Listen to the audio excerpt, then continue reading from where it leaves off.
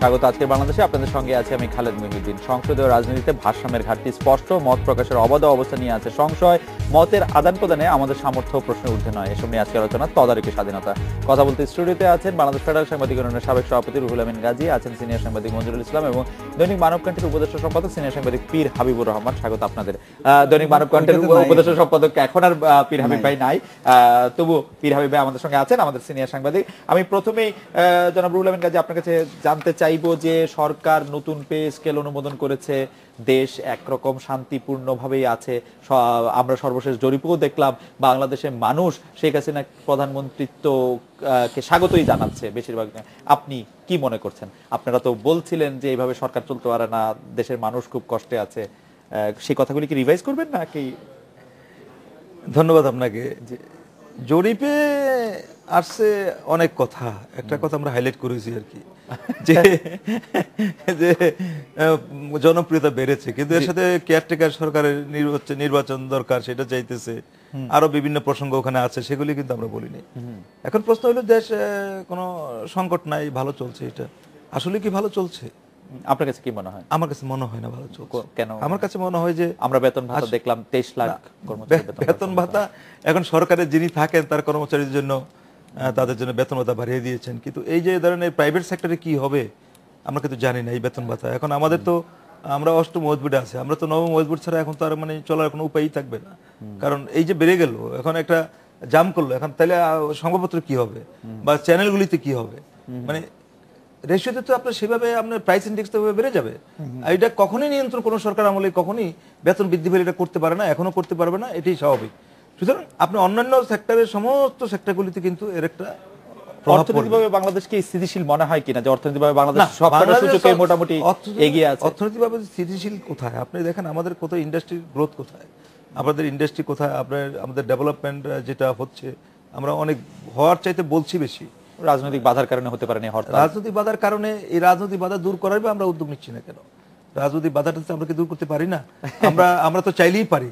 আমরা কেন একটা নির্বাচন সকলে মিলে করতে পারি না? সেই উদারতা আমাদের মধ্যে নাই কেন? কারণ আমরা নির্বাচনে আসছি না, কেউ কেউ আমরা কেউ নির্বাচনে যাচ্ছি না, আবার আমরা কেউ উদার ভাবে নির্বাচনে আনছি না, দুটোই বলা যায়। যেমন গ্লাসের পানি অর্ধেক খালি থাকলে খালি, আবার অর্ধেক ভরা, আমি দুইভাবে বলতে পারি। এখন নির্বাচনে আমি যেমন আসতে চাই না, আবার আপনি আনার জন্য মানুষের প্রস্তুত কিনা সেটা জানা দরকার। তবে এটা সত্য যে 5ই জানুয়ারি নির্বাচনের মধ্যে দিয়ে যে সরকার চলছে, এই সরকার এখন চলতে পারে, বিরোধী দলের আন্দোলন নেই, সেই একটা অবস্থা চলতে পারে। কিন্তু বাস্তবতা হচ্ছে এটাই যে দেশের আপামর জনসাধারণ যেটা চায়, একটি গ্রহণযোগ্য নির্বাচনের মধ্যে দিয়ে একটি সরকার গঠিত হোক, যেই সরকার, এবং আওয়ামী লীগ সরকারই আবার আসুক, সেটা তো কোনো আপত্তি নেই, কিন্তু ওই ধরনের একটি নির্বাচনের মধ্যে, একদলীয় নির্বাচন না হয়ে বহুদলীয় গণতান্ত্রিক ব্যবস্থার মধ্যে যেটা আমরা প্র্যাকটিস করে আসছি, সেইভাবে একটি নির্বাচিত সরকার এসে দেশের মানুষকে শাসন করুক, এটা চায়। সেই সংকটটা কিন্তু আমাদের মধ্যে আছে। আমরা সেই ব্যাপারে আরো কথা বলবো। জনাব মঞ্জুরুল ইসলাম, আপনি বাংলাদেশের জনপ্রিয় টকশো উপস্থাপকদের একজন, বাংলাদেশে যারা টকশো করছেন তাদের মধ্যে আপনি অন্যতম জনপ্রিয় একজন। আপনি কি লক্ষ্য করেছেন যে চ্যানেলগুলির অনুষ্ঠান মনিটরিং করছে কমিটি, এই মর্মে আমরা একটা খবর পড়ছি, এবং জনাব হাসানুল হক, আমাদের তথ্যমন্ত্রী, উনি বলছেন যে সম্প্রচার কমিশন প্রতিষ্ঠিত হবে, টকশোর জন্য সুনির্দিষ্ট মানদণ্ড নির্ধারণ করা হবে। সেই মানদণ্ড কি বিটিভির টকশোগুলির মতো করে হবে, যে মানে যে এই মানে আমাদের টকশো করতে? আপনার কাছে কি মনে হয় বিষয়টি? আপনার কাছে অ্যালার্মিং মনে হয় কিনা? ধন্যবাদ। এক কথা যদি জবাব দেই, অবশ্যই অ্যালার্মিং। আবার যদি আমি এটা বিশ্লেষণে যাই, বাস্তবতায় যাই, সেটা হচ্ছে আমাদের এখানে যারাই তথ্যমন্ত্রী থাকেন, তথ্যমন্ত্রীদের মূল দায়িত্ব থাকে সরকারের মুখপাত্র হিসেবে কাজ করা। কখনো কখনো আমরা দেখি সেই মুখপাত্রের দায়িত্বেও তারা নিজেদের অবস্থানকে সুদৃঢ় করার জন্য, সরকার বলতে আমাদের এখানে বাস্তবতা হচ্ছে, গণতান্ত্রিক বাস্তবতা মূলত মাননীয় প্রধানমন্ত্রীর রাজনৈতিক এজেন্ডা এবং তার দলের রাজনৈতিক এজেন্ডা বাস্তবায়ন করা, অথবা তার উন্নয়নের কর্মসূচিকে বাস্তবায়ন। সেই ক্ষেত্রে আমরা লক্ষ্য করেছি, হাসানুল হক সাহেব আমাদের সকলেরই পরিচিত, সাংবাদিকদের অত্যন্ত প্রিয় মানুষ, সজ্জন মানুষ, কিন্তু কখনো কখনো উনি যে সমস্ত কথাবার্তা বলেন তাতে মনে হচ্ছে যে মাননীয় প্রধানমন্ত্রী বা তার দল যেই গতিতে যেতে চান তার চেয়েও হয়তো উনি 200 মাইল স্পিডে বেশি যেতে চান। কিন্তু অনেক ক্ষেত্রে আমরা এই সমস্ত কথার সাথে বাস্তবতার সম্পর্ক খুব দেখি না। ফলে এই ক্ষেত্রে আপনি যদি আক্ষরিক অর্থে ধরেন এটা অ্যালার্মিং, কিন্তু প্রায়োগিক অর্থে যদি আমি সাংবাদিক হিসেবে মনে করি, ওনার আগে অনেক তথ্যমন্ত্রী এসছেন। সামরিক শাসনের সময় আমরা তথ্যমন্ত্রীদের বক্তব্য শুনেছি, স্বৈর শাসকের সময় শুনেছি, বিএনপির সরকারের সময় শুনেছি, আগের আওয়ামী লীগ সরকারের সময় কোনো সরকারের তথ্যমন্ত্রীর এই ধরনের বক্তব্যের কোনো শৃঙ্খল আমাদের গণমাধ্যমকে তো বাঁধতে পারেনি, আমাদের কণ্ঠ বাঁধতে পারবে না এইটুকু নিশ্চিত। অন্তত গত 7 বছরে শেখ হাসিনার সরকারের সময় আমি কিন্তু একজন, যেমন আপনি উপস্থাপন করলেন, একজন টক শোর অংশগ্রহণকারী হিসেবে আমাকে আজকে পর্যন্ত কেউ কোনোদিন বলেনি যে এই কথাটা আপনি এইভাবে বলেন না, অথবা আমি এটুকু নিশ্চিত করে বলি না না ভালো কথা সেটাই বলেন। এর সাথে আমি উল্লেখ করে বলি, গাজী ভাই নিশ্চয়ই অন্য কথা বলবেন। না, এর সাথে আমি উল্লেখ করে বলি, আমার সাথে অন্য যারা আছেন, আমি একেবারে আপনাকে চ্যালেঞ্জ করে, আমার সাথের দুজন তারা অত্যন্ত খালি টক শোর লোক না, অত্যন্ত মানে সক্রিয় সাংবাদিক, তাদের দুজনকে সাক্ষী রেখে আমি বলতে চাই, আমার খুবই আমি নিশ্চিত করে বলতে পারি তাদেরও এমন কোনো নির্দেশনা এসছে যে আপনি এই কথাটি টকশোতে বলতে পারবেন না, বা আপনি অনুষ্ঠান করার আগে আমাদের বলে দিয়েছেন যে ভাই এর বেশি বলা যাবে না, এরকম দৃষ্টান্ত আমার ধারণা আপনার কাছেও নাই। না মঞ্জু ভাই, আমার কাছে নাই, সেটা আমি স্বীকার করব। কিন্তু আপনি কিছু শব্দ যদি আপনি খেয়াল করেন, এই শব্দগুলো অনেকদিন ধরে বলা হচ্ছে।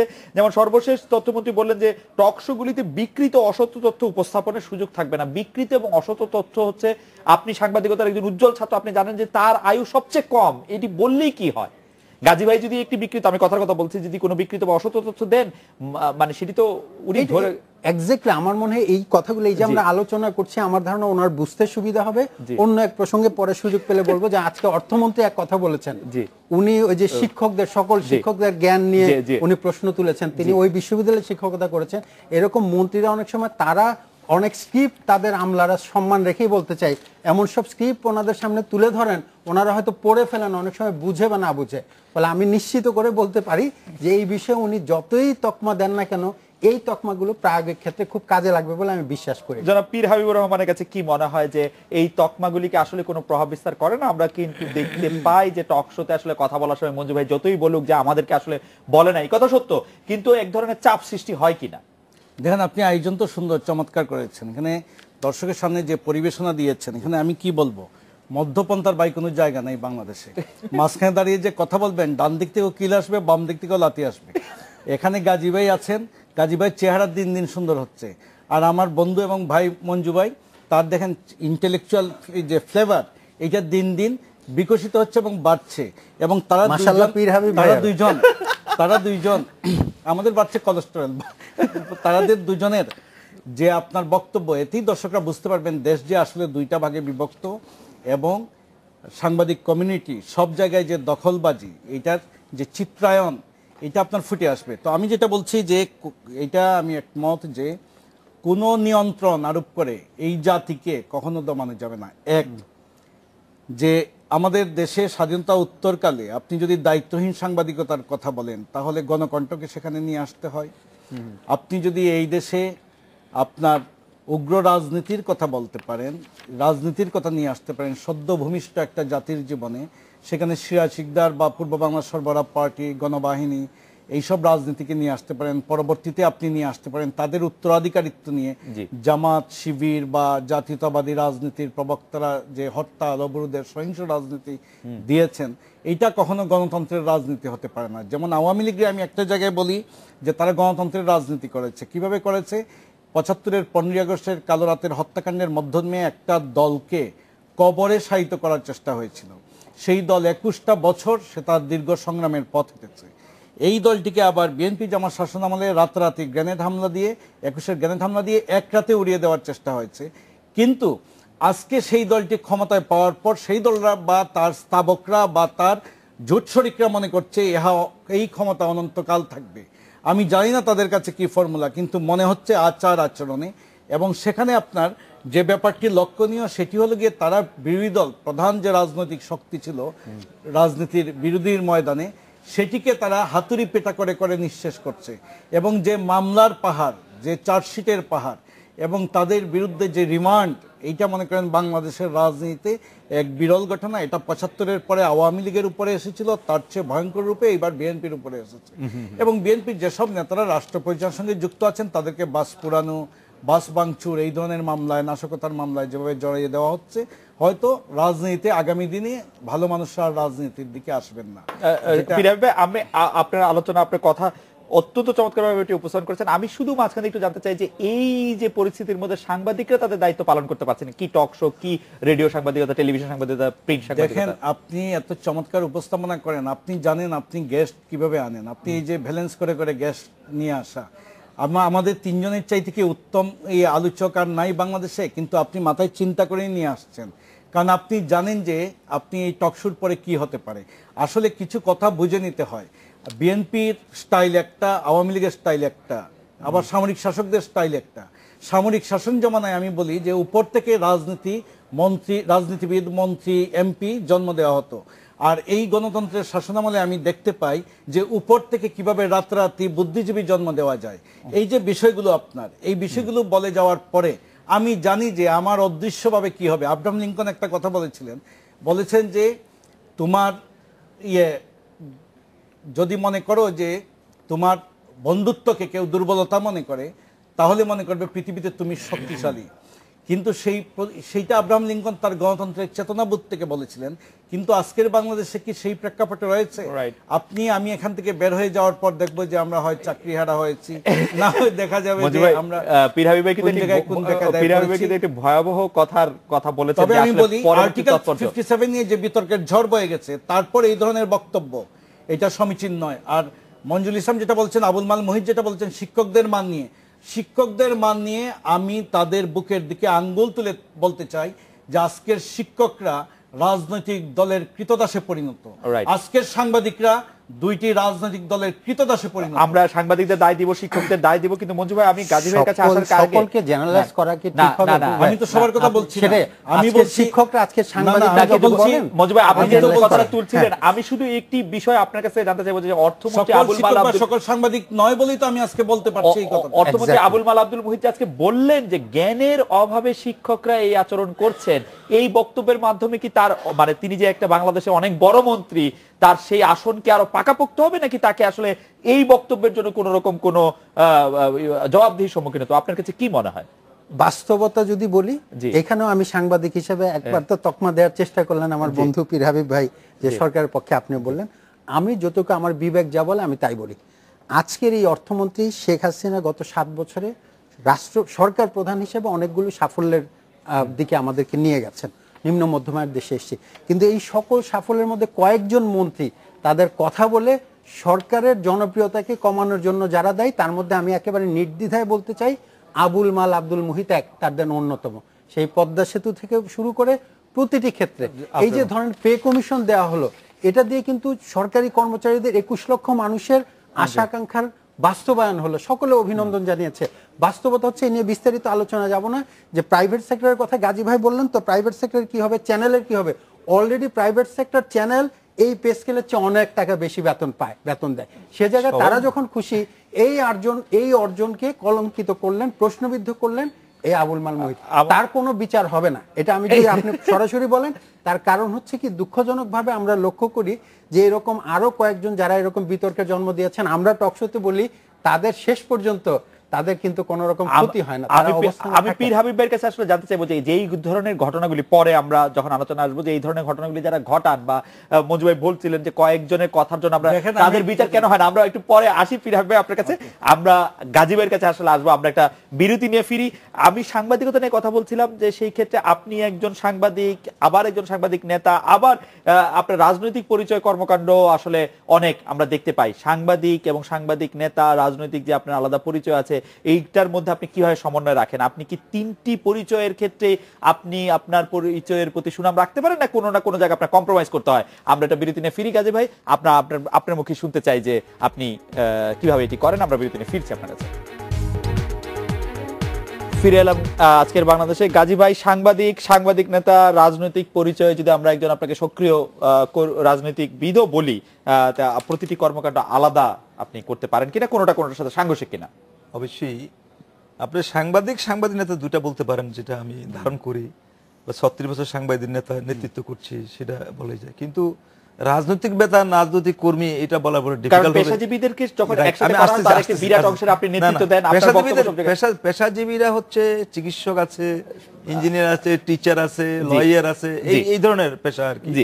এই পেশাজীবীরা আমরা এটা পাকিস্তান আমলেও এটা হয়েছে, সময়ে সময়ে পেশাজীরা ঐক্যবদ্ধ হয়ে পেশাভিত্তিক কথা বলছে বা বিভিন্ন সময় গণতন্ত্রের পক্ষে কথা বলছে, স্বাধীনতা যুদ্ধের পক্ষে কথা বলেছে, এই সমস্ত জিনিসগুলি হয়েছে। সেইটা কিন্তু কোনো দলীয় কোনো দলের কোনো পদে বা কোনো কর্মী হিসাবে এখনো আবর্তিত হই নেই, ভবিষ্যতের কথা বলতে পারবো না। তো সেক্ষেত্রে আপনি রাজনীতির সাথে আমাকে গোলাতে পারবেন না, এই কারণে রাজনৈতিক কোনো প্ল্যাটফর্ম গিয়ে কিন্তু আমি কখনো কোনো কোথাও বক্তৃতা দিই নেই। রাজনৈতিক প্ল্যাটফর্মে গিয়ে মানে অর্থাৎ আপনি কারোর জন্য ভোট চান নাই? না না, কিন্তু কাউকে সমর্থন করেছেন আপনি কেন আপনি একাধিকবার। এটা বলেন না কেন গাজী ভাইকে, যে গাজী ভাই শেখ হাসিনা যখন গ্রেনেড হামলার শিকার হইলেন ওই দিন সন্ধ্যায় আপনি ছুটে যান নাই, কিন্তু যেদিন খালেদা জিয়া আটক হইলেন আপনি সেই দিন পার্টি অফিসে ছুটে চলে আসছেন, এই দৃশ্য আমরা দেখি। না না, সেটা কোনো কথা না। তাহলে এইটা কি কথা বলেন? গ্রেনেড হামলা আমি মানুষ হিসেবে গেছে। না, গ্রেনেড হামলার দিন আমি কর্মেই ব্যস্ত ছিলাম, একজন মানুষ হিসেবে মানুষের পীর হাবিবের জানা নাই। গ্রেনেড হামলার দিন আমি সেখানে কাজেই ব্যস্ত ছিলাম, আমার রিপোর্টিং কাজে ব্যস্ত ছিলাম, আরো রিপোর্টাররা ছিল। আসলে আপনারা কাজে রিপোর্টিং এ এত ব্যস্ত থাকেন না না না, যে আমরা কর্মীরা রিপোর্টিং করতে পারি না। আমি গ্রেনেড হামলার সময় আমি অত বড় নেতা নই যে আমি গিয়ে মানে শেখ হাসিনার মতো গাজী ভাই গ্রেনেড হামলা 2004 সালে হয়েছে, আপনি 1991 সালে আমরা প্রফেশনে আসার পর থেকে আপনাদেরকে নেতাই দেখতেছি। আর খালেদা জিয়া যেটা গিয়েছি, খালেদা জিয়ার সাথে সেখানে কেউ ঢুকতে পারে না। গাজী ভাই আসলে আমি একজন সাংবাদিক হিসেবে ট্রাই করেছি যে ঢুকতে পারি কিনা, কথা বলা যায় কিনা। না গাজী ভাই আসলে আমরা এখন এখন কথা হলো যে আমরা সবকিছুর মধ্যে কথা বললে যদি মানে কোনো কথা, এখন আমি ধরেন ডেমোক্রেসির পক্ষে আমি সাংঘাতিকভাবে আছি, আমি গণতন্ত্র চাই, গণতন্ত্র আমি একদলীয় গণতন্ত্র পছন্দ করি না এবং করি না। আমি ছাত্রলীগ করতাম, আওয়ামী লীগ করতাম, একদলীয় শাসন ব্যবস্থা আসার পর আমি ছেড়ে দিচ্ছি এই কারণে যে আমি একদলীয় শাসনটা পছন্দ করি। 1978 সালে যখন জিয়াউর রহমান মানে রাষ্ট্রপতি ঘোষণা করেছিলেন নিজেকে, তখন আপনি তাকে সমর্থন করেছিলেন? 1978 সালে আমি প্রথম ঢাকা সাংবাদিক নির্বাহী কমিটির সর্বোচ্চ বোর্ডে নির্বাচিত। ওটা তো গণতান্ত্রিক সরকার ছিল না, তখন জিয়াউর রহমান আমাদেরকে ডিনার লাঞ্চ দিয়েছিলেন বঙ্গভবনে। সেটা ঠিক আছে, কিন্তু লাঞ্চ দেওয়ার পরে যে তাকে সমর্থন করেছেন না, তারপরে সম্পর্কটা সেটা করে উঠছে। কিন্তু প্রশ্নটা হলো যে এই যে আমরা কিন্তু যে এখানে আমি সবার কথাই বলতেছি, কেউ কিন্তু রাজনৈতিক দলের ওইভাবে সক্রিয়ভাবে যে কোনো রাজনৈতিক দলের যে নেতা বা কিছু তা না, আমরা সবাই একটা মত নেতা না। এটা হলো মঞ্জু মানে ভালোবাসা বলে, জি, কোন ধরনের ভালোবাসা জানি না, কিন্তু বলে আর কি। কিন্তু প্রশ্নটা হলো যে আমরা কেউ রাজনৈতিক নেতা না, কিন্তু রাজনৈতিক প্রেক্ষাপটে যে কথাগুলি বলা দরকার আমরা প্রয়োজন মনে করি সেই কথাগুলি আমরা বলি। এবং এই কথাগুলি যদি কেউ না কেউ যদি না বলে, তাহলে যেটা আপনি একটু আগে বলতেছিলেন যে তথ্যমন্ত্রী যে কথা, যদি এটা হয় যে মানুষের বাক স্বাধীনতা থাকবে না, কথা বলার অধিকার থাকবে না, মিছিল করার মিটিং করার অধিকার থাকবে না, জনসভা করার অধিকার থাকবে না, কিছু যদি কোনো অধিকার যদি না থাকে, তাহলে সেটা আরেকটা রূপ দাঁড়ায়। সেই রূপটা যারা শাসন ক্ষমতা থাকে তাদের জন্য স্থায়ী কোনো মঙ্গল বয়ে আনে না। এটা আমরা অতীতও দেখি নাই, ভবিষ্যতে দেখবো না। কাজে যতটা ডেমোক্রেটিক সিস্টেম থাকে, লিবারেল অ্যাটিটিউড থাকে, মানুষকে কথা বলার সুযোগ দেওয়া হয়, ততটা কিন্তু সরকারের জন্য ভালো। রাইট মঞ্জু ভাই, এই যে গণতান্ত্রিক যেই কথা আমরা বলছিলাম যে গণতন্ত্র, সেটা আমি গাজীবের সাথে একমত পোষণ করে বলছি। আপনি নিশ্চয়ই লক্ষ্য করেছেন যে প্রধানমন্ত্রীর বিশেষ দূতের পদমর্যাদায় যিনি আছেন হোসেন মোহাম্মদ এরশাদ, তিনি বলছেন মত প্রকাশের স্বাধীনতা হস্তক্ষেপ করা হচ্ছে, গণমাধ্যমে মুক্তভাবে কিছু করতে পারছে না। এই প্রধানমন্ত্রীর বিশেষ দূতের এই অভিযোগ থেকে আমরা আসলে কি বার্তা পাবো? তার মানে এখানে অতি গণতন্ত্র চলছে, প্রধানমন্ত্রীর বিশেষ দূত পর্যন্ত প্রধানমন্ত্রীর নীতির বিরুদ্ধে কথা বলতে পারছে।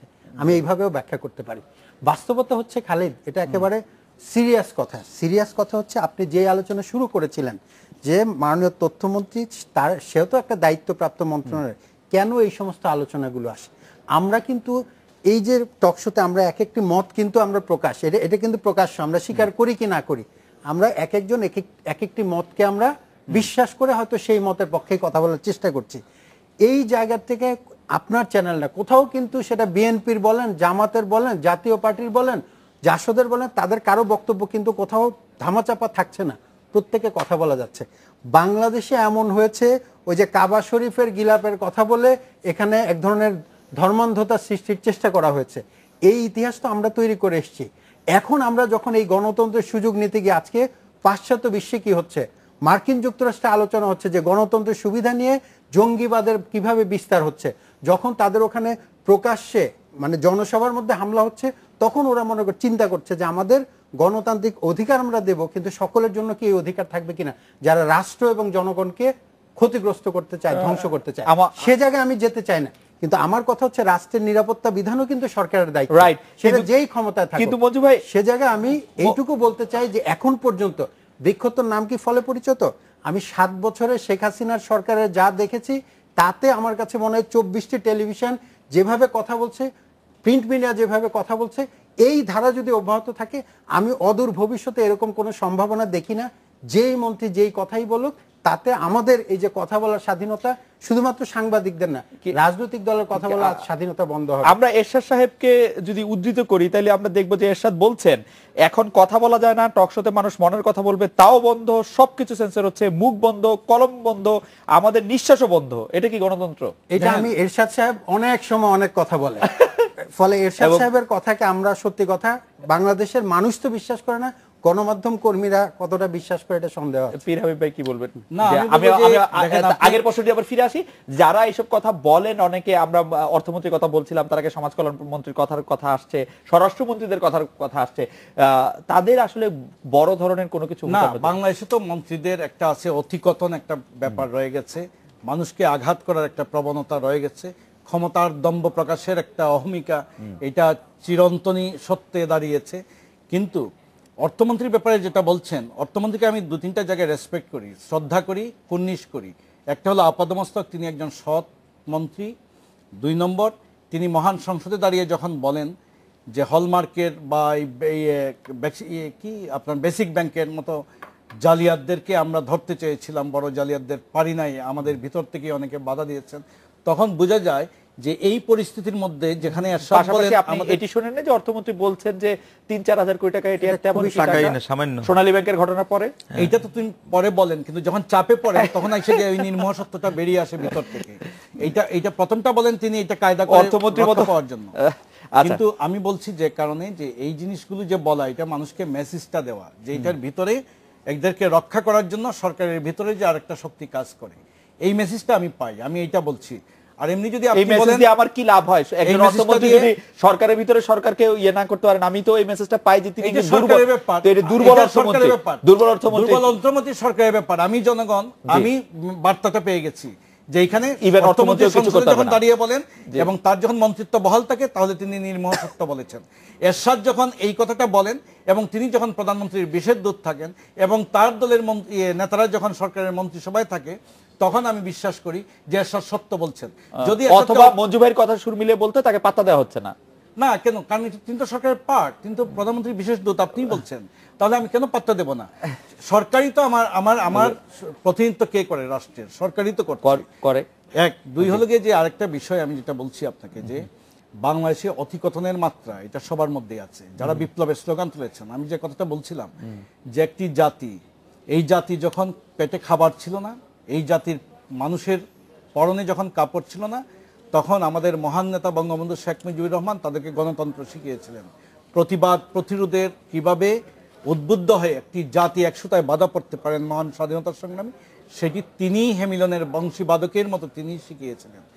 আজকের তথ্যমন্ত্রী গণমাধ্যমের স্বাধীনতা, গণতন্ত্র, মানুষের অধিকার, মানুষের কণ্ঠ খুলে কথা বলার অধিকার নিয়ে আজকের তথ্যমন্ত্রী বাংলাদেশের রাজনীতিতে সবচেয়ে বেশিরভাগ সময় তার জীবনের দীর্ঘ সময় এটার জন্য তিনি লড়াই করেছেন। সুতরাং আজকে যদি তিনি 5 বছরের বা 4 বছরের মন্ত্রিত্বের জায়গা থেকে তিনি যদি সেইখানে এমন কিছু করেন, সম্প্রচার নীতিমালা বা অন্য কিছু করতে গিয়ে যে গণমাধ্যমের কণ্ঠরোধ হয়, যে তথ্যমন্ত্রী একদিন বক্তৃতা করেছিলেন যে আওয়ামী লীগ একদলীয় বাকশাল গঠনের মাধ্যমে গণতন্ত্রের পথ রুদ্ধ করে সকল সংবাদপত্রের স্বাধীনতা হরণ করেছিল 4টি সংবাদপত্র থেকে, তখন তিনি তার আত্মঘাতী বা স্ববিরোধিতা করলেন এবং তার সারা জীবনের যে সংগ্রাম, আমার মনে হয় যে তিনি স্ববিরোধিতা করেছেন ঠিকই, কিন্তু তিনি হয়তো সরকার যা চায় তাই করতে চাইছেন। মঞ্জুরুল ইসলাম মঞ্জু ভাই অবশ্য বলছেন যে সরকার এরকম চাচ্ছে কিনা সেটা একটু অ্যাড করতে চাই, খালিদ আমাকে সুযোগ দিলে। এই জায়গায় আমি জেনারেল এরশাদ এবং মোহিত সাহেবের ব্যাপারে কথা দুটি কিন্তু একই রকম, দুজনে 80 পর বৃদ্ধ, এবং তারা কিন্তু এই মোহিত সাহেব যদি সৎ হন, ওনার সাথে আমি বিশ্বাস করতে চাই, সৎ নৈতিক লোক যদি থাকেন, উনি যদি ব্যর্থ হন, বেসিক ব্যাংক এবং হলমার্ক কেলেঙ্কারির দায় ওনার পদত্যাগ করা উচিত ছিল। একইভাবে এরশাদ সাহেব উনি যদি মনে করেন যে এই হচ্ছে বাস্তবতা, উনি যদি বিশ্বাস করে থাকেন, প্রধানমন্ত্রীর বিশেষ দূতের ক্ষমতা সুবিধা না নিয়ে তারও পদত্যাগ করা উচিত। এটা হচ্ছে মানুষের সাথে এক ধরনের প্রতারণা করা। আপনার এই কথাটাই বোঝা যাচ্ছে যে আপনি যে মার্কিন যুক্তরাষ্ট্রে দীর্ঘদিন ছিলেন, ওখানকার রাজনীতিটা যে আয়ত্ত করেছেন, এটা আমেরিকান ডেমোক্রেসির কথা বলছেন। পদত্যাগ বাংলাদেশে কেউ করে না, না, কিন্তু পদত্যাগ যখন না আপনি- করানো পর্যন্ত। যখন আপনি আরেকটা বিষয় আমি নৈতিকতার বলছি, কথা বলবেন। আমার বন্ধু মঞ্জুর ইসলাম বোধহয় হয়তো ভুলে যাচ্ছেন যে বাংলাদেশ সংসদীয় শাসন ব্যবস্থার দেশ কার্যত নয়। বাংলাদেশ রাষ্ট্রপতি শাসন ব্যবস্থা থেকে প্রধানমন্ত্রী শাসন ব্যবস্থায় প্রত্যাগমন করেছে, এবং সেখানে এটা প্রধানমন্ত্রীরাই এখন সাফল্যের, যেই যে বললেন যে জরিপে আসছে, আমি শেষ করছি, জরিপে এসেছে যে প্রধানমন্ত্রীর সরকারের চাইতে জনপ্রিয়তা অনেক এগিয়ে। কারণ তার সরকারের মন্ত্রী আর থাকলো কি থাকলো না, এই মন্ত্রীদের পাবলিকও গণে না, প্রধানমন্ত্রীরও গণার দরকার নাই। এবং দুই নেত্রী, মনে করেন কয়েকদিন আগে বিএনপির একটা সভায় বেগম খালেদা জিয়াও বলেছেন যে আর থাকলো কি থাকলো না, এই মন্ত্রীদের পাবলিকও গণে না, প্রধানমন্ত্রীরও গণার দরকার নাই। এবং দুই নেত্রী, মনে করেন কয়েকদিন আগে বিএনপির একটা সভায় বেগম খালেদা জিয়াও বলেছেন যে আমার দল ভাঙার চেষ্টা করবেন না, চলে যান। এবং এইখানেও ক্যাবিনেট মিটিং এ সেই দিন প্রধানমন্ত্রী যে বেদনার কথা বলেছেন, সেখানে বোঝা যায় তার দলেও কিছু জগৎসেট রয়েছেন।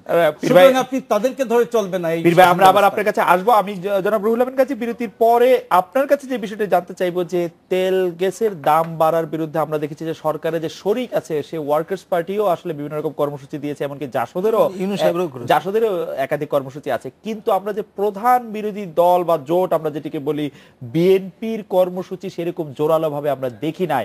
এই জনগণের সাথে সম্পৃক্ত কর্মসূচির ক্ষেত্রে কি পালন করার ক্ষেত্রে বিএনপির অন্য কোনো অসুবিধা আছে, নাকি বিএনপি আসলে করতেই চাইছে না বা পারছে না? আপনার পর্যবেক্ষণ আমরা একটু শুনবো। আমরা একটা বিরতি নিয়ে ফিরছি আপনার কাছে। বাংলাদেশে গাজী ভাই, আপনার কাছে জানতে চাইছিলাম যে তেল গ্যাস দাম বাড়ানোর বিরুদ্ধে ওয়ার্কার্স পার্টি কর্মসূচি পালন করছে, জাসদ কর্মসূচি পালন করেছে, সরকারের শরিকও, কিন্তু আমরা প্রধান বিরোধী দল বা বিরোধী জোটকে সেইভাবে কর্মসূচি পালন করতে দেখি নাই। এর কারণ রাজনৈতিক পর্যবেক্ষক হিসেবে আপনি কি মনে করেন? মঞ্জু ভাই, পীর হাবিব ভাই, আপনাদের দৃষ্টি আকর্ষণ করেছে আমাদের একজন দর্শক সিদ্দিকী, ওনার নাম, উনি বলছেন যে আপনারা মুক্ত এবং ন্যায়ানুগ স্বাধীন গণমাধ্যম ব্যবহার করছেন, উনি ইংরেজিতে বলেছেন কথাটা, কিন্তু আমরা একটা ফ্রি ফেয়ার ইলেকশন পাচ্ছি না। এই ব্যাপারে আপনাদের মতামত ওনারা জানতে চেয়েছেন। আমরা গাজী ভাই থেকে ফিরে এসে আপনাদের কাছে আসছি। গাজী ভাই, তেল গ্যাসের দাম। ধন্যবাদ খালেদ। একটা হলো যে বিরোধী দল কিন্তু পালন করেছে, 20 দলীয় জোট কিন্তু একটা বিক্ষোভ কর্মসূচি তারা পালন করেছে। হ্যাঁ, যেমন আগে যেরকম হরতাল দিত বিরোধী দল, এই ধরনের মূল্য বৃদ্ধি হলে সেটা দিচ্ছে না। এটা বাস্তবিক বিরোধী দলের কর্মসূচি নাই দিয়ে আমরা নিজের একটু অবাক হচ্ছি যে তেলের দাম সারা বিশ্বে কমে গেছে। তেলের দাম কমে গেলে কিন্তু উৎপাদন কষ্ট সবকিছুতে কমে আসবে, বিদ্যুতের উৎপাদন কষ্ট কমে আসবে, সবকিছু কমে আসবে। তো আপনি তেলের দাম কমাচ্ছেন না, আপনি তেল গ্যাসের দাম, আমাদের গ্যাসের দাম বাড়িয়ে দিচ্ছেন। তাহলে বাড়িয়ে দিয়ে মানুষের উপরে কি করতে চাচ্ছেন আপনি? কেন তেলের দাম যেখানে সারা বিশ্বে কমেছে এবং যেখানে বিদ্যুতের দাম কমে যাওয়ার কথা, কারণ তো আপনি এখন তো আমাদের বেশি তেল দ্বারাই তো বিদ্যুৎ উৎপাদন বেশিরভাগ কুইক রেন্টাল যেটা সেটা করা হয় না, আমাদের বিদ্যুৎ উৎপাদনের শতকরা 18% তেল দিয়ে করা হয়। 18% যদি করা হয়, বাড়ার কোনো কারণ নেই। এটা কিন্তু খুবই দুর্ভাগ্যজনক হলো যে এটাকে বাড়িয়ে দেওয়া হয়েছে, এবং কেন বাড়িয়ে দেওয়া হয়েছে কি কারণে সরকার ভালো বলতে পারবে। কিন্তু এটা সাধারণ মানুষের একটি ভোগান্তি বেড়েছে এবং সর্বত্র বাড়বে, যানবাহনে সর্বত্র সব জায়গায় বাড়বে। আর বিরোধী দলের কর্মসূচি যে কথাটি খালেদ আপনি বলেছেন, বিরোধী দলের সমস্ত এমন কোনো নেতা নেই যার বিরুদ্ধে 30 থেকে 40, 50, 60টি মামলা নাই। আপনি দেখেন আমাদের শওকত মাহমুদ সাংবাদিক, আমরা আপনারা সকলে চিনি, সে রিমান্ডে পরে রিমান্ড খাটতেছে, তার সিআইডি অফিসে নাকি আমি শুনেছি যে 16 তলা পর্যন্ত হাইটে উঠেছে। তো তার তো এমনিতেই হার্টের সে ভালো রোগী, তো মরে যাওয়ার কথা। এখন এই প্রথম একজন সাংবাদিককে ধরে রিমান্ডে পরে রিমান্ড নেওয়া হচ্ছে। অতীতে কিন্তু এই ঘটনাটি আমাদের ঘটেনি। সাংবাদিক গ্রেপ্তার হয়েছে, আতাউস সামাদ সহোদর গ্রেপ্তার হয়েছে, আবার রিলিজ হয়েছে, সেটা হয়েছে। কিন্তু শওকত মাহমুদ ভাই সম্পর্কে এটি বলা হয়েছে যে উনি আসলে সাংবাদিক শওকত মাহমুদ, যে শওকত মাহমুদকে আমরা সবাই জানি, তিনি হিসাবে আসলে উনি গ্রেফতার হন, উনি বিএনপি চেয়ারপারসনের উপদেষ্টা শওকত মাহমুদকে গ্রেফতার করেছে। পল্টন থানার মামলাটি যদি আমি বলি, সেখানে পরিষ্কার লেখা আছে শওকত মাহমুদ ব্র্যাকেটের সাংবাদিক। সেটা হয়তো ওনার পরিচয় না, কেন সেখানে বিএনপি চেয়ারপারসন লিখতে পারতাম, সাংবাদিক লিখেছি তো। একটি মামলা তো আমরা একেবারে কাগজ সহ তুলে আই না, সে দেখেছি ব্র্যাকেটের সাংবাদিক নেতা। কাজেই আজকে বিরোধী দলের কোনো নেতা কর্মী প্রকাশ্যে তো সমাবেশ করা দূরে থাক, এমনি ঘরে মিটিং করলে কিন্তু গ্রেপ্তার করা হচ্ছে। আপনি দেখলেন যে জামাতে দেখলাম 2 সাবেক এমপি গ্রেপ্তার, 13 জন, তাও গ্রেনেড কিট পাওয়া গেছে দেখলাম। তো এইভাবে যে বিরোধী দলের কিন্তু দৌড়ানের মধ্যেই আছে, বিরোধী দল কিন্তু স্বস্তিতে কোনো এটি সম্পর্কে যদি আপনি একটু কুইক আপনার মন্তব্য জানতে চাই। এই পর্বটি আমাদের খুব ছোট, সেজন্য আমাদের একটু নিতে হচ্ছে। সাংবাদিক শওকত মাহমুদকে গ্রেফতার করা হলো, আমরা সেরকম কোনো প্রতিবাদ দেখছি না। এর কারণ হচ্ছে একেবারে সত্যি কথা আপনি যেটি বলেছেন যে পুলিশের লেখার ব্যাপারে আমাদের ধারণা আছে বহুদিন ক্রাইম রিপোর্টিং করেছে গাজী ভাই, ফলে সে জায়গায় পরিচয়টি তার নামের কারণে লেখা হচ্ছে সাংবাদিক। মূলত তাকে বিএনপি চেয়ারপারসন উপদেষ্টা হিসেবে গ্রেফতার করা হয়েছে। কারণ যেটি পীর ভাই বলার চেষ্টা করছিলেন, যখন বেগম খালেদা জিয়া গৃহবন্দী ছিলেন বা স্বেচ্ছায় বন্দী ছিলেন, তখন কিন্তু বিএনপির কোনো নেতা এগিয়ে যাননি, যেমন গাজী ভাই এগিয়ে গিয়েছিলেন। অর্থাৎ উনি সাংবাদিক হলেও তার ওনার অ্যাক্টিভিটি কিন্তু যদিও রাজনৈতিক পরিচয় নাই। শওকত ভাই কিন্তু দীর্ঘদিন সাংবাদিকতা থেকে অনুপস্থিত। আমি আপনি ওনার সাংবাদিকতা দেখে কিন্তু আমরা উদ্বুদ্ধ হয়েছিলাম। অনেকদিন ধরে উনি সাংবাদিক হিসেবে কোথাও ওনার লেখালেখি কোনো জায়গায় সংশ্লিষ্ট না, বরং রাজনৈতিক পরিচয়টাই বড়। এটা যদি আমরা জাতির সামনে একটা বিভ্রান্তিকর তথ্য দেই, তাহলে কিন্তু বিভ্রান্ত হবে মানুষ। মূলত শওকত ভাই এখন রাজনীতি, তবে তার এই মামলাটি বৈধ কি অবৈধ এটা দেয়া ঠিক কিনা, এটা আরেকটি আলোচনা হতে পারে। এক, দ্বিতীয় কথা, আপনি যে এই যে শওকত মাহমুদ আপনার বিভিন্ন জায়গায় গিয়ে বোমা মারছে, গাড়ি পুরাইছে, সেটাই তো বললাম, ওইটা আরেকটি আলোচনা। সেই আলোচনা আমি যেতে চাই না, সেই আলোচনা আরেকটি আলোচনা। কারণ অনেক সময় হয় মঞ্জু ভাই, শওকত ভাইয়ের ব্যাপারে নালি এটা আপনি বললেন যে তিনি রাজনীতি, কিন্তু যে কোনো রাজনৈতিক নেতার বিরুদ্ধে যে 30-40-50 এই জায়গাটা এটাই আমি বলছি, এটা মোটেই উচিত না। কিন্তু এর সাথে আবার স্মরণ করিয়ে দিতে চাই পীর হাবিব ভাইয়ের কথার উদ্ধৃতি দিয়ে, আওয়ামী লীগ কিন্তু 21 বছর পুরো সামরিক শাসন, আধা সামরিক শাসনের মধ্যে নিষ্পেষণের জাতাকলে টিকে ছিল, কারণ তাদের নেতারা সক্রিয় ছিল, ঐক্যবদ্ধ ছিল, কর্মীর সমর্থন ছিল। বিএনপি এবং 20 দলীয় জোটের ব্যাপক সমর্থক থাকার পরও তাদের সামরিক শাসকরা কিন্তু একজনের বিরুদ্ধে 40টা করে মামলা দেয়নি। জি, আমি তখন মামলা না, তখন একেবারে হত্যা করার মতো অবস্থা পরিস্থিতি মোকাবেলা করছি। এখন যেটা হচ্ছে, এখনকার নেতারা তারা তাদের সম্পদ এবং আত্মরক্ষা এবং মামলার ভয়ে এত বেশি সন্ত্রস্ত, তারা মনে করছেন যে সরকার এমন একটি সুযোগ করে দেবে, তারা মামলা হামলা ছাড়া গাড়ি করে এসে বক্তৃতা করে যাবে। আমার মনে হয় যে এই বিষয়টি নিয়ে নিশ্চয়ই গাজী ভাইয়ের কাছে আমরা শুনবো। গাজী ভাই, আমরা এই বিষয়টি শুনতে চাইবো যে বিএনপির বর্তমানে ভারপ্রাপ্ত মহাসচিব সহ বিএনপির স্ট্যান্ডিং কমিটির অনেকেই কিন্তু আসলে বাইরে আছেন, কিন্তু সেই অর্থে আপনারা যেটি বলেন যে নেতাকর্মীদের জন্য আন্দোলন করা যাচ্ছে না, সেটি আসলে ঠিক কিনা এটি আপনি নিশ্চয়ই বলবেন। আমরা বিরতিতে যখন ফিরবো তখন পীর হাবিব ভাই আপনার কাছে একটু আমরা জানতে চাইবো একটু ব্রিফলি যে দেশের বিভিন্ন সংকট আমরা এর আগে দেখেছি যে সুধী সমাজ বা যারা কোনো রাজনীতির সাথে জড়িত না তারা এগিয়ে আসেন আর এটি সমাধান করার চেষ্টা করেন। আজকে যদি এটি গণতন্ত্র সংকট হয়, আজকে যদি এটি মুক্তবুদ্ধি সংকট হয়, তাহলে সেইভাবে তারা কোনো রকম ভূমিকা রাখতে পারছেন না কেন? আমরা শুধু রাজনৈতিক সংকটের কথা বলছি না, ব্লগার খুন হচ্ছে কয়েকদিন পরে কয়েকটা, মানুষকে মানুষ পিটিয়ে মেরে ফেলছে, অতি সাধারণ কারণে সিলেটে বাচ্চাদের মেরে ফেলা হচ্ছে, এরকম নানা ধরনের কথাই আছে। আপনি এই ব্যাপারে সুশীল সমাজের ভূমিকা নিয়ে যদি একটু বলেন, আমরা বিরতি নিয়ে ফিরছি আপনার কাছে। বাংলাদেশে জনাব পীর হাবিবুর রহমান, রাজনীতি সহ বিভিন্ন ক্ষেত্রে সংকট বা শূন্যতা সৃষ্টিতে আমরা দেখেছি যে সুধী সমাজ বা যার থেকে আমরা নাগরিক সমাজ বলি, তারা অনেক সময় অনেক ভূমিকা পালন করেছে, কিন্তু আমরা এখন কি রাজনীতি কি সামাজিক অস্থিরতা কোনো ক্ষেত্রে আমরা তাদের কোনো ভূমিকা বা তাদের সেই রোলটা দেখতে পাচ্ছি না। এমন একটা প্রশ্ন করলেন আপনি, মনে হচ্ছে বুকের মধ্যে বিষ মাগানো ছুরি মেরে দিলেন। কিভাবে মানলেন বাংলাদেশের তেল সংকট ছাড়া কোনো সংকট নেই? আসলে এত তেলবাজের উপদ্রব, কি রাজনীতি কি সিভিল সোসাইটি, সব জায়গায় আপনি দেখেন। বাংলাদেশে একটা মেয়র নির্বাচন হলো, এই নির্বাচনে দুইটা দল প্রতিদ্বন্দ্বিতা করলো, আওয়ামী লীগ এবং বিএনপি, এবং এই দুইটা দলের কোনো নেতাই তার নেতৃত্ব দিলেন না। আপনি খেয়াল করে দেখেন, একদিকে সৈয়দ শামসুল হক সহস্র কি কমিটি না লক্ষ্য কি কমিটি কইরা, আপনার মনে করেন তারা এটা বলতে পারবেন কারা কারা ছিলেন, এইটা বলে তারা নির্বাচনের নাম না বলতে পারবেন। তারপরে মনে করেন যেমন ওইদিকে এমাজউদ্দিন, তাকে তার বয়স এখন 85, ডাক্তার কি বলেছে, আপনি 8টা থেকে 8টা পর্যন্ত ঘুমাবেন, আপনি এই সময় থেকে এই সময় খাবেন, এই সময় থেকে এই সময় আপনি হাঁটবেন একটু ঘরের মধ্যে বা বাড়ির আশপাশে। ঠিক সৈয়দ শামসুলের বয়স 80 উপরে। বাপরে বাপ, খেলারাম খেলে যাও, এত তেল কই পাও বাবারা? তুমি নাগরিক সম্মান দিচ্ছ প্রধানমন্ত্রীকে, প্রধানমন্ত্রী ওইটা চাচ্ছে না। ছাত্রলীগ 2001 সালে যেটা দিয়ে দিচ্ছে প্রধানমন্ত্রীকে, সেইটা উনি এসে বলছে উনার নামের আগে দেশরত্ন আবশ্যিক লিখতে হবে। তুমি কে আবশ্যিক বলা? তুমি একটা সিটিজেন, তোমার বয়স 85, আমার বয়স 52, আমি একটা সিটিজেন। এইটা যদি নির্বাচিত অথরিটি পার্লামেন্ট করে বা দুইজন মেয়র দিত, তাহলে এটাকে মানাইতো। এই যে এরা যে আসলে তেল দিতে দিতে এরা হুশ বুদ্ধি সব হারিয়ে ফেলছে। এখানে আপনি কিভাবে আশা করেন যে বাংলাদেশের গণতন্ত্রের সংকট তারা দেখবে? তারা কেউ গণতন্ত্রের সংকট দেখে না। যারা ছেঁচা খায়, যারা সামাজিক সংকটের ক্ষেত্রে, সামাজিক সংকটের ক্ষেত্রে যে নৈরাজ্য চলতেছে, মানুষের মৃত্যু, মানুষের জীবন সবচেয়ে সস্তা এখন, আর সবকিছু মূল্যবান। একটা তদবির অনেক টাকা, আপনার একটা তদবির করাইতে হলে অনেক টাকা দরকার। একটা মানুষ মারবেন, এইটা আপনি দেখবেন খুব সহজে হয়ে যাচ্ছে, গুম খুন হয়ে যাচ্ছে। এই যে একটা দেশের অবস্থা, এটি তো সামাজিক অস্থিরতা। বাচ্চা ছেলেরা রেহাই পাচ্ছে না, অদ্ভুত একটা অবস্থা ঘরে ঘরে। এটা তো সরকারেরও দায়িত্ব না অনেকগুলো। এই যে মূল্যবোধের অবক্ষয়, এই জন্য আমি সবসময় বলি যে আপনি তো দুজন সাংবাদিক, তারা দুইটা রাজনৈতিক দলের পক্ষে স্পোকম্যানের দায়িত্ব পালন করলেন, দর্শকরা এতক্ষণ দেখলেন। আপনি তাকে জিজ্ঞেস করলেন গাজী ভাইকে, যদিও আমরা বলি আমরা আমাদের অগ্রজ যে একই বৃন্তের দুইটি ফুল, গাজী ভাই আর বুলবুল। আমাদের বুলবুল ভাইও আমাদের খুব প্রিয় মানুষ, তাদের দুজনের চেহারা প্রফেশনে আসার পর থেকে একই রকম দেখি, দিন দিন তারা সুন্দরের মূর্ত প্রতীক হিসেবে আবির্ভূত হচ্ছে। যাই হোক, এখানে আবার ইন্টেলেকচুয়াল আমাদের মঞ্জু ভাই আসছে আমেরিকার বুদ্ধি নিয়ে, এখানে তারা ভালো চালাবেন আমরা এটাই আশা করি। কিন্তু আপনি দেখেন যে দেশের যে অবস্থা, 5ই জানুয়ারির যে নির্বাচন, এই নির্বাচন কি আসলেও জাতীয় এবং আন্তর্জাতিকভাবে কি প্রশ্নবিদ্ধ নয়? এই নির্বাচন কি আপনি অন্য দেশে হইলে আপনি কি হাসাহাসি করতেন? সংবিধানের বৈধতা দিয়ে আপনি রান করতে পারেন, প্রশাসন নির্ভর ক্ষমতাকে আপনি টিকিয়ে রাখতে পারেন, কিন্তু জনগণের হৃদয় কি জয় করতে পারেন? জনগণের হৃদয় আজকে শেখ হাসিনা তার যে সাফল্য, তার যে ক্যারিশমা, এটা দিয়ে তিনি তার ইমেজটাকে নিয়ে চলে যাচ্ছেন সামনে, কিন্তু তার যে বহর, এই বহর কালকে যদি আওয়ামী লীগ ক্ষমতা থেকে যায়, এই বহরকে খুঁজে পাওয়া যাবে না। আমি এই বহরের প্রসঙ্গে আসছি। মঞ্জু ভাই, আপনি নিশ্চয়ই খেয়াল করেছেন যে শক্ত রাজনৈতিক প্রতিপক্ষ না থাকায় সৈয়দ আশরাফুল ইসলাম, মোহাম্মদ নাসিম সহ সরকারি দলের অনেক শীর্ষ এবং গুরুত্বপূর্ণ নেতারাই এই কথা বলছেন, দ্বন্দ্ব সংঘাত নিয়ে কথা বলছেন, ভাগ বাটোয়ারা নিয়ে কথা বলছেন, খাই স্বভাব নিয়ে। এইগুলি দেখে কি আপনি এই সরকারের সাফল্য নিয়ে শঙ্কিত কিনা, বা আপনি এটাকে কিভাবে দেখছেন?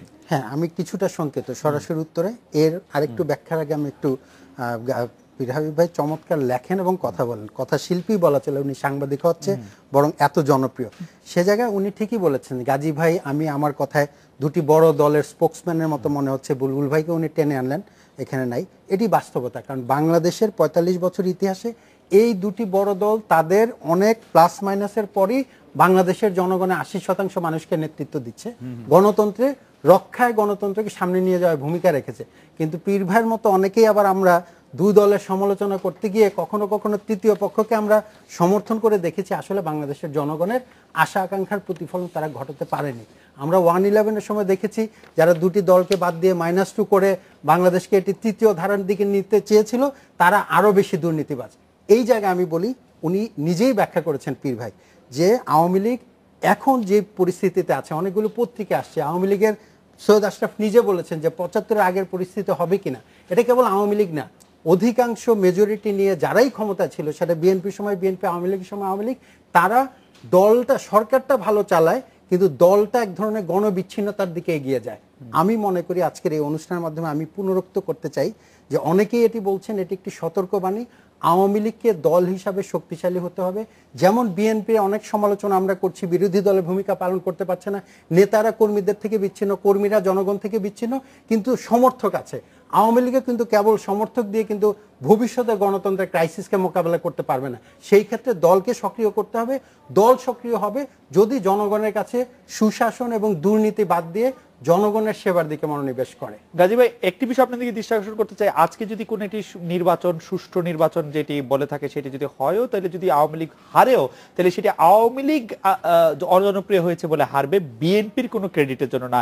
এই অবস্থানটা থেকে কি বিএনপি কোনো পরিবর্তন করতে চায়, বা এই স্টেটমেন্টটি কি সত্য কিনা? মানে দেশে আওয়ামী বিরোধী আছে, বিএনপি সমর্থক নেই? না, বিএনপির সমর্থক নেই এই কথা এভাবে বলা যাবে না, কারণ আমরা তো আসলে নির্বাচন দিয়ে যাচাই করলাম না যে কার সমর্থক বেশি, কার সমর্থক কি। সেরকম একটা নির্বাচন দিয়ে যাচাই করলে তো বুঝতে পারতাম। এবং সরকারের জন্য কিন্তু এটা প্রয়োজন ছিল। সরকার দীর্ঘদিন শাসন করেছে এবং শাসন করছে, একটা জনপ্রিয়তা কিন্তু তাদেরও ভাবা উচিত যে আসলে অবস্থানটা কি, কোথায় তারা দাঁড়িয়ে আছে। একটি নিরপেক্ষ নির্বাচনের মধ্যে দিয়ে কিন্তু সেই জনপ্রিয়তা আসা দরকার। আজকে বিরোধী দলের অবস্থাটা কি? এমন কোনো বিরোধী দলের নেতা বা কর্মী নেই কোনো অঞ্চলে, কোনো জায়গায়, সে প্রত্যন্ত অঞ্চলে পাওয়া যাবে না যে তার বিরুদ্ধে একাধিক মামলা মোকদ্দমা নেই, এবং সে রাস্তায় বেরোলে তিনি গ্রেপ্তার হচ্ছেন, রিমান্ড হচ্ছে এবং তাকে নির্যাতন করা হচ্ছে। এই যে ক্রাইসিস, এই ক্রাইসিস থেকে বিএনপি এখন যেটা করতেছে সেটা হলো যে দলকে পুনর্গঠন করতেছে। আপনার আরেকটি পরিচয় আছে বলে এই প্রশ্নে আমাকে নিতে হচ্ছে, আমার একদমই সময় নেই। সেটা হচ্ছে যে তৌহিদ, উনি বলছেন যে আমাদের দেশে সম্প্রচার নীতি বলা দরকার। সাংবাদিকতার স্টুডেন্ট হিসেবে বলছি যে এই দেশে গণমাধ্যমগুলি প্রতিষ্ঠান হিসেবে দুর্বল। আপনি এই বক্তব্যের সাথে একমত কিনা? গণমাধ্যমগুলি কি প্রতিষ্ঠান হিসেবে দুর্বল? আপনার কাছে গণমাধ্যমগুলি প্রতিষ্ঠান হিসেবে দুর্বল না, কিন্তু গণমাধ্যমগুলিকে দুর্বল করে রাখা হয়। তার মানে আপাতত কি দুর্বল আপনি এরকম মনে করছেন? না, কিছু তো দুর্বলতা তো আমাদের কাজ করি। আমি এই প্রশ্নটির উত্তর আসলে মঞ্জু ভাই থেকে আমি মনে করি না গণমাধ্যম প্রতিষ্ঠান হিসেবে দুর্বল, বরং আমরা কখনো কখনো কখনো গণমাধ্যমের মালিকরা তাদের স্বার্থ রক্ষার জন্য দুর্বলতার দিকে নিয়ে যেতে চায়, সাংবাদিকরা সোচ্চার, শেষ ভরসা সাংবাদিক। পীর হাবিব আপনার কাছে কি গণমাধ্যমকে প্রতিষ্ঠান হিসেবে দুর্বল মনে হয় কিনা? একদম 5 সেকেন্ড আছে আমাদের। আমাদের গণমাধ্যম এখনো মুক্তিযুদ্ধের কাঙ্ক্ষিত জনগণের স্বপ্ন পূরণ করতে পারেনি, যেমন পারেনি আমাদের রাজনীতি। প্রতিষ্ঠান হিসেবে দুর্বল কিনা মনে করেন কিনা? আমাদের শেষ করে অবশ্যই দিচ্ছি। দুর্বল। প্রতিষ্ঠান হিসেবে দুর্বল মনে করছেন। আমি আমরা এটা নিয়ে নিশ্চয়ই আরো কথা বলবো। যেটা মঞ্জু বলছিলেন, তৃতীয় শক্তিকে এনেছিল 111 এনেছিল আমাদের দুইটি শেষ না করতে। শেষ দুইটি রাজনৈতিক দল, আওয়ামী লীগ, বিএনপি, জামাতের রক্তকয়ী সহিংসতার পথ ধরে। জনাব পীর হাবিবুর রহমান, জনাব মঞ্জুরুল ইসলাম মঞ্জু, জনাব রুহুল আমিন গাজী, আপনাদের অনেক ধন্যবাদ দিয়েছিল। আজকে বাংলাদেশে দেখা হচ্ছে আগামীকাল এই সময়। শুভরাত্রি।